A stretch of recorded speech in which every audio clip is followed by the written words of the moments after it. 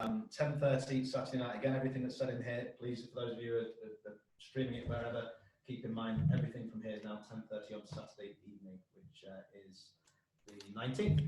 Okay, we haven't got any hands up. I don't know who wants to lead off from the Sundays. Jonathan Northcroft, I can see physically. So, Johnny, you can kick us off. Hi, Jurgen. Hi.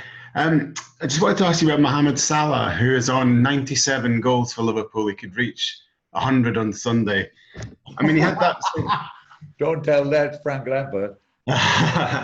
Well, I mean, I was just thinking he had that sensational first season for you, but they always say it's harder to stay at the top than it is to get to the top, and he's managed to stay at the top. So what has he done and what have you done to keep him at that level? Oh, that's more first and foremost his own. He deserves credit for that. So a lot of things what we do help him to be the player he can be. That's true as a team, and he knows that.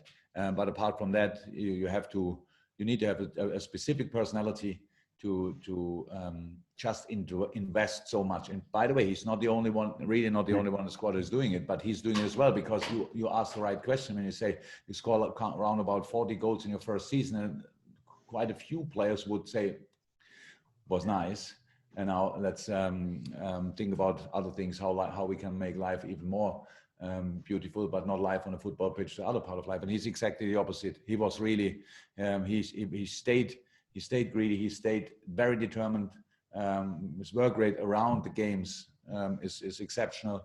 So it's super professional. That's the truth. And if he would write a book about how to stay successful, and the training things he's doing, we are doing in between the games, that's one key. And it's not about, because they all players do what you tell them, but it's about how important you see it yourself that it is. And because that makes now that gives you then a completely different mindset for all the stuff. You want to be on top of your own potential, and that's what he was. And it's just the numbers are just incredible, and that's true.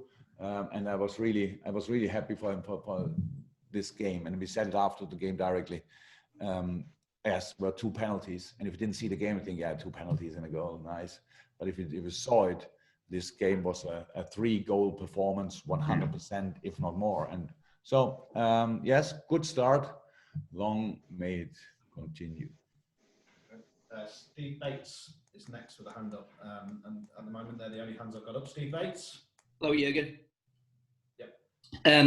Jurgen, just following up on that, I noticed after after Mo had scored his hat-trick against Leeds, you said that he was often undervalued, even at the club, not by you and your staff, but sometimes by supporters who maybe don't quite appreciate just what you have.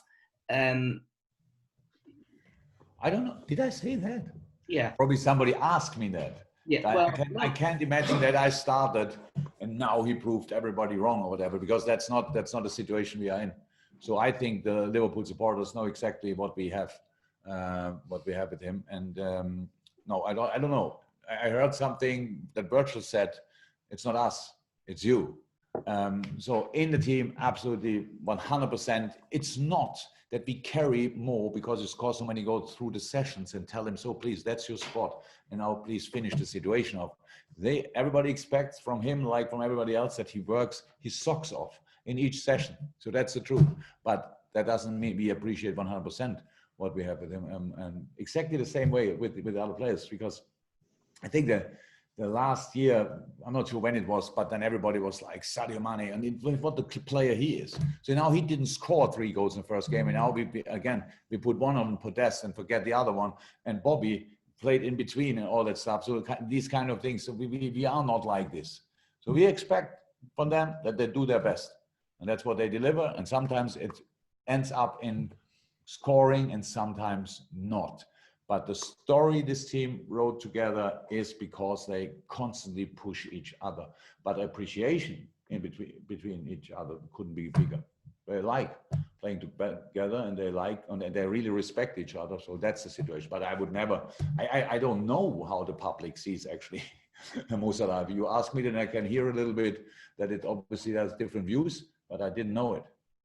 Yeah, I was also just to follow up on that. Obviously, his goal record and his numbers, as you say, are fantastic. I think his record towards 100 goals is almost, or if not, on par with Ian Rush. I don't know. To 100 goals. Now that says a lot, doesn't it? Oh yeah, from 100%. Yeah, that's exceptional. But wherever you go, wherever you find a striker playing 4 years for a club, having these kind of numbers, there are not a lot in the world in this moment. So exceptional numbers, exceptional guy, exceptional player. Again, that was last week. Let's go for Chelsea. That's all. Okay. Next two questions, Mike McGrath and then Russell. Start out Mike first, and then I'll go to Russell.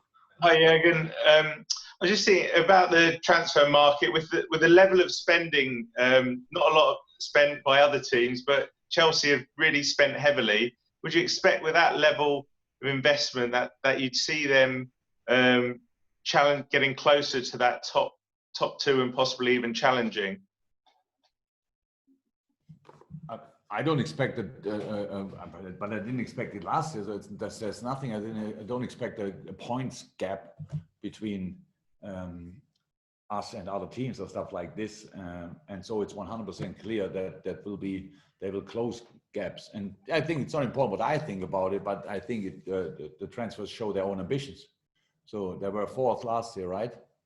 Fourth, third, fourth. What was Chelsea last year? Come on, quiz. Fourth. Fourth, good.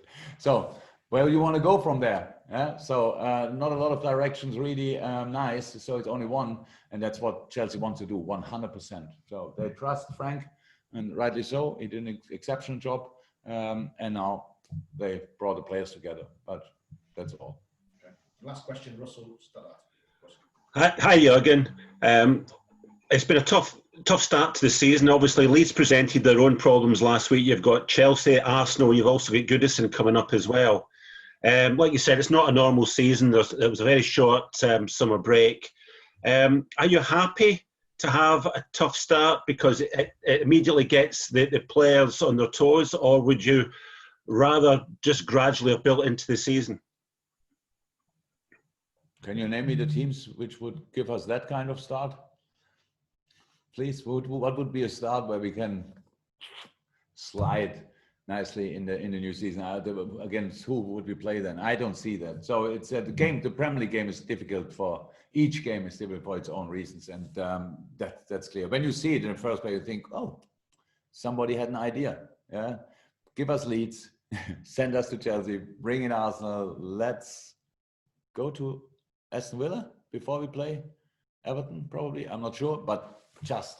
It's a tough one, but now go through the Premier League and then tell me replace these 4 teams or 5 teams with other names and tell me that's easier. It's not possible. So it's all we have to start. We have so and all these games are really difficult. But yeah, I never really thought about it. 1 second when I saw it, I thought interesting, and that's it. So from then on, we just try to focus on ourselves, prepare the specific game, and go again. Brilliant. Thank you very much, guys. Stay safe. See you soon.